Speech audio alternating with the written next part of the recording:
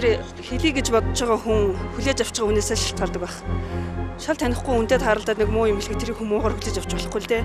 Яг бол тухайн сэтгэл зүйн юу ч бодогдоо тэрийг энтэй ч хуулцах гэдэг явж исэн байж болно шүү дээ. Сайн юмыг бол бүгдээ санаар нь тусгаж авах хэрэгтэй. Хүн өөрийнхөө хүлээлзээр л юмыг хүлээж авах хэрэгтэй л гэж бодож байна.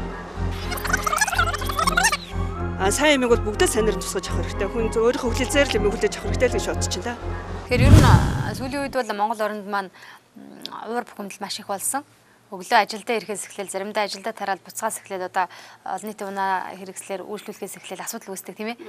Тэгэл энэ бүгдээс харж байхад бас Монголд маань хизээ тэр бие биентэйгээ зөв боловсроо харилцах, бие биендээ урамшиж дэмжих тийм боломж нэрх юм болоо гэж хаяа бодогдоод идэв. Тэгэхээр сая бас хэлжлээ энэ л тийм ээ. Санамсаргүй зүгээр тухайн танихгүй ч юм уу хүн ч уур бухимдлаасаа тухайн үеийн шалтгаанаас болоо хэлчихэж болно шүү дээ. Тэр бол нэг тийм асуудал биш юм аа.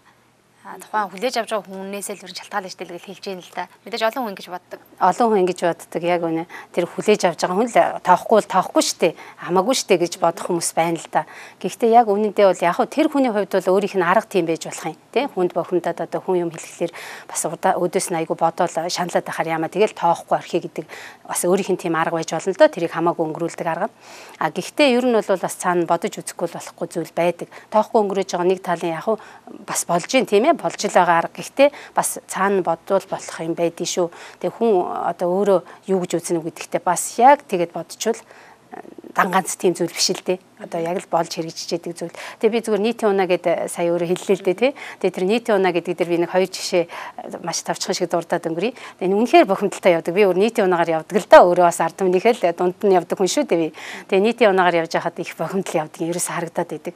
Сууж байгаа анч бохимдолтой нөгөө үйлчилж байгаа анч бохимдолтой. Тэгэл би энийг хар яар гээл одоо үгээр унгаагаал ингээд. Тэгээ нэг удаа би микронд явж байгаад өөрөө тий ёстой энийг мэдчихэж байгаа хүн шүү дээ. Тэгсэн хэрнээ энийг мэдээд байгаа үгийн хүч их шүү гэдгийг мэдээд байгаа хэрнээ өөрөө ирэхгүй над руу нөгөө үйлчлэгч кондуктор маань нилээ дайрсан юм хэлсэн учраас би бас одоо могоо хатгуулж байгаа юм шиг үрчисийгэл хариулахдаа юм дуграагүй хэрнээ буугаад явхад нөгөө буудал хэтлэрүүлээд болгоцсон намайг нөгөө дургуутсан дээ. Тэгэхээр өө мө яадаг новшвэ гэж хэлсэн байхгүй би. Одоо тэрэндээ би маш их ерөөсө шууд амаараа гарсан үгийг хэлчингүүтээ харамсаал хээ яана би учрыг хүчийг мэдээд шүү дээ. Тийм бурхан минь уучлаарай өстой энэ хүнийг новшвтий болгоорой. Яана би юу нь яаж яана яагаад энэ үг хаанаас гараад ирвэ гэсэн чинь одоо үдсэн кинон дотроос толгой дотор орсон явж байгаад яг хэрэгцээтэй тэр муу хүнийг муу бодох цаг болоход гарч ирж байгаа. Тэгэхээр бид нар юу сонсох вэ гэдгээ ч бас бодмоор юм шиг байна. Муу үг сонсоод байвал муу үгийг эргээгээд гаргадаг.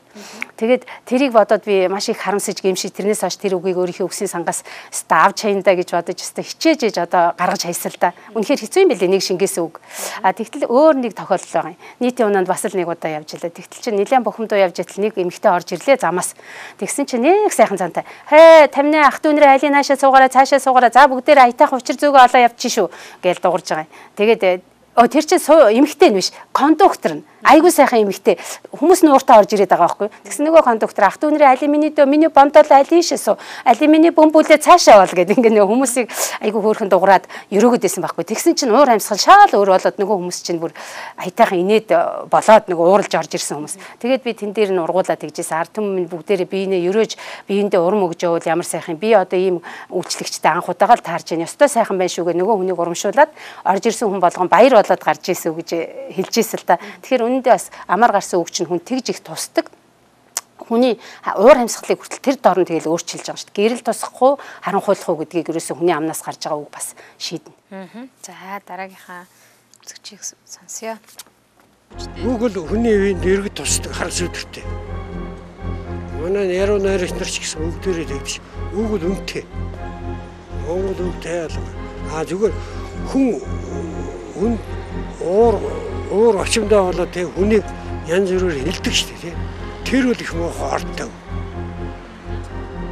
Хожиг хойно тэр шиг хүн тэр 20-д наснаа санахгүй шүү дээ. 30-д 50 ирээд ирэхэд одоо над шиг болоод ирээ тусдаг байхгүй. Энэ тэгэхээр үг гэдгийг хүний үн цэнийг ойлгох хэрэгтэй. Өөр годомжин чивд хоорондоо таарлаа хэрлээхэд хүнд хэлдэггүй гэдгийг хүн мэдэх хэрэгтэй. Хүнд хэлдэггүй гэдгийг хүн мэдэх хэрэгтэй. Тэгэхээр хүн мэдж байгаа хэрнээ яалтчгүй нөгөө буруу гэсэн үйлдэл хийдэг л дээ тийм ээ. Яг тэгдэг одоо жишээ нь түрүүний миний хэлсэн жишээ шиг өөрөө ирэхгүй гараад ирдэг байхгүй. Тэгэхээр юу хэлэх үү, юу хэлэхгүй гэдгээ урдчлаад өөрөө бодоод за би ийм үгсийг бол хэлэхгүй, энэ бол миний одоо хэлэх үгийн санд байх ёсгүй гэж хасчаад харин оронд нь ийм үгийг хэлжээя гэдгийг бол одоо шийдсэн байх хэрэгтэй гэж би боддгийг. Тэгээ манай ард түмэн өөрөө их сайхан уламжлалтай шүү дээ. Жишээ нь одоо ерөөл манай ард түмэн бол ерөөлөөр баян ардын аман зохиолч тэр чигээр одоо ерөөл магтаалын хэсэгтэй шүү дээ. Маш их том бүлэг байдаг энэ судлаачдыг уйдуулдаг тийм сайхан бүлэг сэдв байдаг л да. Одоо ерөөсөө ийм баялаг их уламжлалтай. Яагаад ингэсэн бэ гэвэл манай ард түмэн өөрөө ерөөл бүтдэг гэдгийг мэддэг. Тийм учраас нөгөө аштын бэлгээс амны бэлэг гэдэг үгээр ярьдаг байгаа шүү дээ. Ерөөс амны бэлэг бол заавал хэрэгждэг юм а. Тийм болохоор хүнд муу үгийг хэлхийн оронд сайн үгийг хэлье гэдгийг мэддэг байсан учраас ерөөдөг байсан байгаа. Хүүхдийн үсвэргээх байна. Тэгэл шинэ гэрийн найр байна. Маш сайхан ерөөл байгаа шүү дээ. Тэгээ ард түмэн маань одоо өнөөдөр энийг бас шинэ хуучин уламжлалаа бас сэргээгээсээ тий ард түмний маань одоо зүйлэнд байж яа тэгвэл энэ маань Библиэс ихтэй юм байна. Библиэлд өөрөө би та нарыг Авраамд хэлсэн байдаг л да. Би одоо чамайг ерөөнөө, чамайг ерөөсөн хүнийг би ерөөж, чамайг хараасан хүнийг би хараана, чамайг би ерөөлийн үндэс болгоно гэж хэлсэн байдаг. Тэгээ ерөөлийн үндэс болгож одоо бүх хүндэст нь чамаар дамжуулан ерөөгдөн гэж хэлсэн. Тэгээ бид нар бол итгэгч хүмүүс бол Авраамын одоо итгэл тал дээр бол удмна гэж үздэг. Үнэхээр бид нар угаасаа бурхан хүнд дүр төрхөө өгтөө хүнийг үгийнх нь хүчийг өгчихсөн хүнд сайныг хэлвэл хэрэгжин ерөөл болно. Мууг хэлвэл хэрэгжин хараал болчихно. Тийм болохоор бид нар болгоомжтой байх хэрэгтэй гэдгийг зүйтэй байгаа юм л. Хоёр дахь хэсэг нь юу гэвэл Авраамаар дамжаад ирж байгаа бид нар сүнслэг тэр зүйлүүд байгаа юм. Маш их хүч илүү одоо энгийн нэгэн итгээгүй хүнээс илүү хүч итгэгч хүний дотор бол илүү их оршдог. Яг тэгэхээр бид нарт ариун сүнс байгаа. Бурхны өөрийнх нь ариун сүнс бидний дотор оршино гэдэг чинь бүр илүү их хүчтэй гэсэн үг шүү дээ, тийм болохоор ялангуяа итгэгч хүний хувьд бол хараахт нь ерөө, хавчихт нь ерөө гэж бид нарыг хэлээд байгаа. Тэгээ ерөөсөө л ерөөж хүн чамайг хараагаад байсан ч хавчаад байсан ч яаж ч байсан ерөө гэж бурхан хэлсэн. Яагаад гэвэл бид нарын үгэнд маш их хүч байгаа л да. Гэхдээ зүгээр энэ дээр яг хуу дараагийн асуултан дээр бас гарах байхаа би тэрийг дараа асуултан дээр нь хариулъя. Нэг юм хэлэх гэснээр дараа оруулъя. Үзэгчтэй ийм 7-7 нэвтрүүлгийг үргэлжлүүлэх хүлээн авч үзэж байна. Өнөөдөр бид хүний санаатай болон санамсаргүй хэлсэн үг хараад эсвэл ерөөл болох боломжтой гэсэн сэдвийн дор тантай ярилцаж байгаа. Яг бидний ярилцаж байхадаа таны хувьд ч гэсэн бодоосэй гэж миний зүгээс хүсэж байна. Ягаад тэгэхээр бидний хувьд илүүтэйгээр эргэн тойрныхоо хайртай дотны хүмүүст муу муухай үгийг хэлсэн байдаг. Энийг бол санамсаргүй хэлчлээ чиний сайн сайхны тулд би энэ зөвлөгөөг хэлж байна гэсэн утгаар өөрийгөө цайруулдаг. Гэтэл магадгүй таны хэлсэн үг хайртай хүний чин зүрхэнд бас шарах болоо тийм ээ ирээдүйд яг ямар хар бараан тол болохыг бид нар мэдэхгүй. Тийм учраас энэ нэвтрүүлгийг эхнээс нь дуустал таныг үзээсэй бидэнтэй бас санал бодлоо илэрхийлээсэй гэж чин сэтгэлээсээ хүсэж байна. Нэвтрүүлэг маань үргэлжилж байна. Мэдхгүй санаандгүй хэлчихэж болно. Амны уншлаг болсон байж болно. Тэр бол яг хүмүүс нэг бохор үг хэрэгждэг шүү дээ. Тэгээ тэр бол тэгэл өнгөрчих байх. Тэрнийх айхтар хүн тосхгүй байхаа хүчтэй. Тэгээ тэр бол тэгэл өнгөрчих байх. Тэрнийх айхтар хүн тосхгүй байхаа хүчтэй. Ийм ойлголт мэдээж бас олон хүнд байдаг тийм ээ. За олон хүн ийм ойлголттой явдаг. Тийм болохоор энэ сая энэ хүн бохир үг гэд хэллээ л дээ. Үнэхээр нэрэн бохир үгийг хэлдэг юм а. Чихэнд өстө яанда гэл одоо ч бид нар нөгөө Христэд итгэдэг болоод бүр их ойлгоод шүү дээ энэ үгийн хүч.